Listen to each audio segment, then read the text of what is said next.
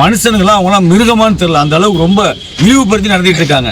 என்னங்க ரோட்ல கொடி கட்டிட்டு வண்டி போகணும், யார் அப்போ விட்டு ஓடுங்க, நாங்க டாக்ஸ் கட்டுறோங்க, இவங்க யாருங்க வேணான்னு சொல்றதுக்கு? பேனர் வைப்பதில் இரு தரப்பினர் இடையே மோதல். காவல்துறை வழக்கு பதிவு செய்து விசாரணை. ரொம்ப பொறுமையா அமைதியா இருக்கும். 26 எலெக்ஷனுக்காக அமைதியா இருக்கும். திரும்பி எச்சரிக்கிறேன், மரியாதையா ஒழுங்கா இருந்துக்கோங்க. திரும்பி நாங்கள் காட்டினா என்ன வேணாலும் செய்வோம். செயலாளர் செல்வம் அவர்கள் நேற்று கழக தலைவர் அவர் நடித்து வெளிவர இருக்கும் ஜனநாயகம் திரைப்படம் திரையரங்கில் பேனர் கட்டுவதற்காக போய் கட்டிட்டு இருக்கும்போது திமுக குண்டர்கள் கிட்ட ஒரு 7-8 பேர் போல இருக்கு. அவர்கள் இங்கே கட்டக்கூடாது, நாங்கள் மட்டும் தான் கட்டுவோம், வேறு யாருமே கட்டக்கூடாதுன்னு சொல்லி அவரை பார்க்குறதாக கேள்விப்பட்டு அவர் பார்ப்பதற்காக அரசு மருத்துவமனைக்கு வந்திருக்கோம். இது வரும்போது தான் இங்கே இருக்க மக்கள் சொல்கிறத பார்த்தா, இங்கே கழக தோழர்கள் சொல்கிறத பார்த்தா, இந்த தெலுங்கு படத்தில் வர வில்லம் வருவோம் பார்த்தீங்களா, நம்ம வந்து 2026 ஜனநாயக ஆட்சியில் இருக்கோமா இல்லை 1947 முதல்ல பிரிட்டிஷ் ஆட்சியில் இருக்கோமாங்கிறது கேள்விக்குறியாக இருக்கும். ஒரு ஜமீன்தார் ஆட்சியில் எப்படி ஒரு அடக்குமுறை இருக்குமோ, கீழே உட்காருங்க, இது ரோட்டில் நடக்கக்கூடாது, ஒரு ரோட்டில் உட்காந்து சேர் போட்டு உட்காந்துக்கு வரான். எங்கள் கழக தோழர்கள் அந்த கட்சி கொடி கட்டிய வண்டி அந்த பக்கம் போனாது, அந்த தெரு வீதி பக்கம் போச்சு அப்படின்னாக்க சேர் போட்டு அந்த ரோட்டில் உட்காந்துக்கிறாரா.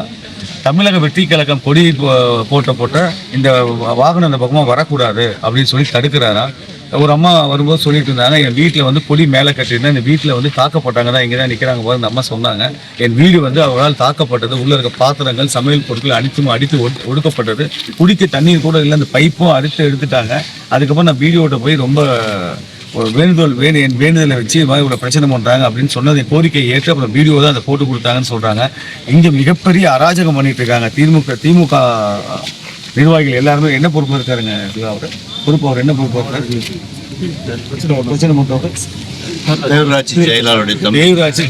செயலாளரோட தம்பி போல இருக்கு. அவங்க ஃபேமிலி 4 பேர் போல இருக்கு. 4 பேரும் ரவுடிசம். இந்த மக்களை அடிமையாக்கி ஆண்டு கொண்டிருக்கிறார்கள். இந்த மக்கள் வெளிவர வேண்டும் என்றால் 2026 மக்கள் கொண்டு சொல்லிக்கிறேன், கவலைப்படாதீங்க.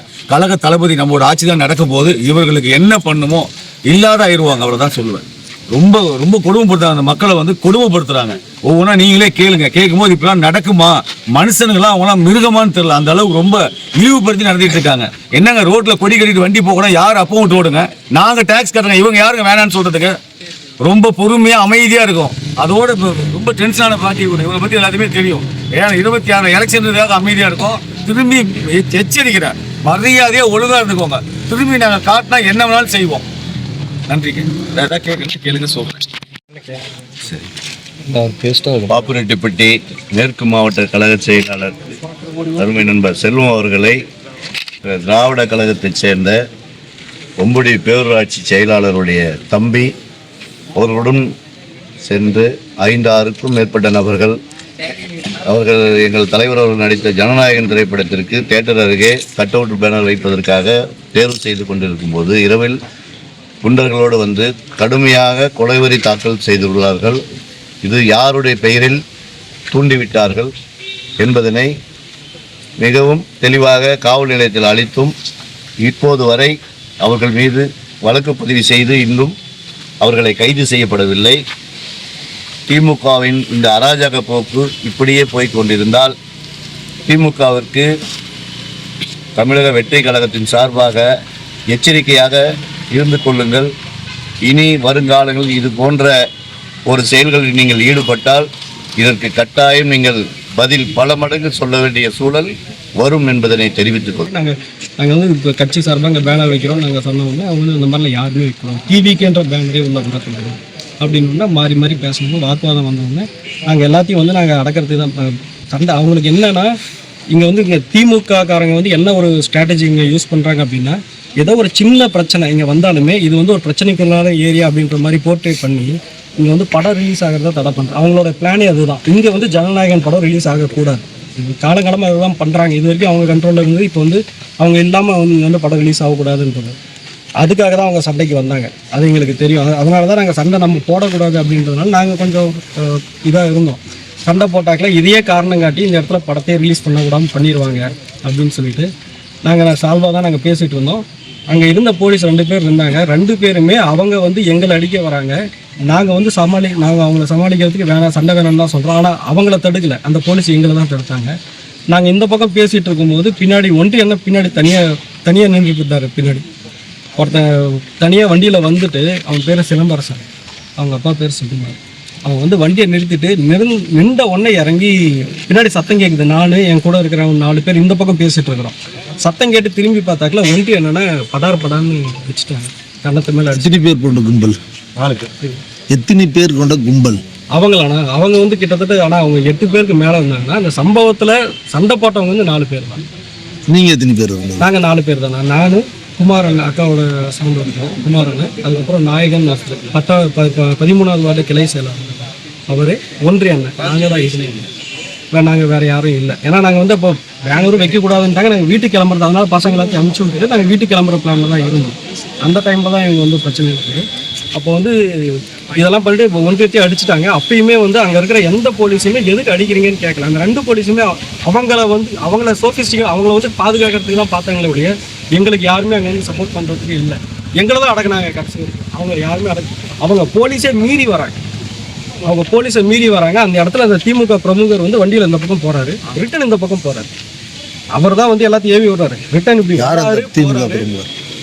உங்களுக்கு தெரியும் தானே? எனக்கு தெரியும். சொல்லுங்க. வேற யாரும் இல்லை, இங்கே ஆள்றவங்க தான். தலைவர் அவங்க பையன் தான், பேர் உதயகுமார். அவர் தான் பண்ணாரு எல்லாத்தையும். அவர் இந்த பக்கம் வராரு. பேரு சொல்றது பயமா?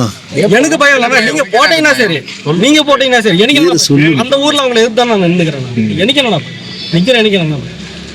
அவர் இந்த பக்கம் வராரு, அந்த பக்கம் போறாரு. அவர் போலீஸ்க்கு ஃபோன் போட்டு பேசுறாரு. இவங்க வந்து சால்வ் பண்ணிட்டு போயிட்டாங்க. போனவங்க ரிட்டர்ன் வராங்க. இவர் அந்த மூலையில இருந்து பார்த்துட்டு இருக்காரு, பைக்கில் இருந்து பார்த்துட்டு இருக்காரு. அப்பவே நான் சொல்றேன்னா இங்க ஏதோ நடக்கிற மாதிரி இருக்குதுன்னா அவர் அந்த மூலையில இருந்து பார்த்துட்டு இருக்கிறாரு. போலீஸும் வந்துட்டு போயிருக்குது.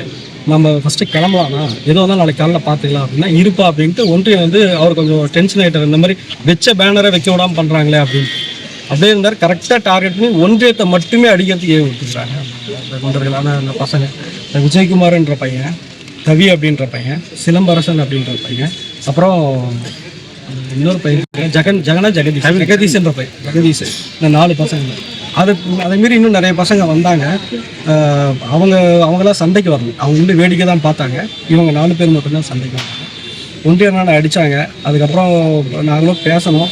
பேசிவிட்டு அவங்க அதுக்கப்புறம் இப்போ நம்ம பசங்க அதுக்கப்புறம் ஃபோன் பண்ணோம், வந்தாங்க. அவங்க வரத்துக்குள்ளே இவங்க போயிட்டாங்க. அதுக்கப்புறம் நான் போலீஸ் அப்பயே வந்து அங்கே இருந்த டிசிகிட்ட சொன்னேன், சார் கம்ப்ளைண்ட் எடுங்க சார், உங்கள் கண்ணு முன்னாடியே வந்து ஒன்றியத்தை அடிச்சிருக்கிறாங்க, நான் கம்ப்ளைண்ட் கொடுக்குறேன் அப்படின்னு சொல்லிட்டு அவங்க எதாக இருந்தாலும் இப்போ பேசாதப்பா, நீ வீட்டுக்கு போய் எதாக இருந்தாலும் காலையில் பேசிக்கலாம் அப்படின்னாங்க. அதுக்கு எனக்கு உடன்பாடு இல்லை. உடனடியாக நான் என்ன பண்ணேன்னா அண்ணனை கூப்பிட்டு வந்து மருத்துவமனை அப்படின்னு சொல்லிட்டேன். இங்கே வந்து ரிப்போர்ட் எடுத்தாங்க. காலையில் வந்து அங்கே சிஎஸ்ஆர் போட்டாங்க. இன்ன வரைக்கும் எஃப்ஐஆர் போடுவாங்களான்னு தெரியல. இது வரைக்கும் அவங்கள எதிர்த்து பொம்முடியில் எஃப்ஐஆர் போட்டது கிடையாது. நீங்கள் வேணால் அந்த ரெக்கார்டு எடுத்து பார்த்துக்கோங்க. அவங்க கூட யார் சண்டை போட்டாலும் இங்கே எஃப்ஐஆர் விழாது. இது விழுந்தா சந்தோஷம். அது விழுன்னா நாங்கள் விடுவோமா, மிகப்பெரிய ஆர்ப்பாட்டம் பண்ணுவோம், கட்சி ரீதியாக பண்ணுவோம். இது வரைக்கும் எஃப்ஐஆர் விழாத எஃப்ஐஆர் நாங்கள் விடுவோம்.